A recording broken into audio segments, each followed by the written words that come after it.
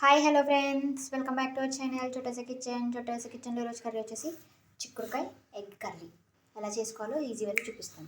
ముందుగా కుక్కర్ చిన్నది ఏమైనా ప్యాన్ పెట్టుకొని అందులోకి కొంచెం ఆయిల్ వేసుకోవాలి. ఆయిల్ హీట్ ఎక్కాక ఉల్లిపాయలు పచ్చిమిరపకాయలు వేసేసుకొని ఫ్రై చేసుకోవాలి. సో ఇవి మగ్గిపోయినాయి. ఇప్పుడు ఇందులోకి కారం, ఉప్పు, పసుపు వేసేద్దాం. వాష్ చేసి పెట్టుకున్న చిక్కుడుకాయలు, కొంచెం కొత్తిమీర, కొబ్బరి పేస్ట్ అన్నమాట. ఓపెన్ చేద్దామండి. బాగా మగ్గిపోయింది. ఇప్పుడు ఏం చేయాలంటే ఇందులోకి బాయిల్ చేసి పెట్టుకున్న ఎగ్స్ వేసేద్దాం. వేసి కలిపేయడమే. లాస్ట్లో కొంచెం కొత్తిమీర వేసి అయిపోయినట్టే అండి కర్రీ.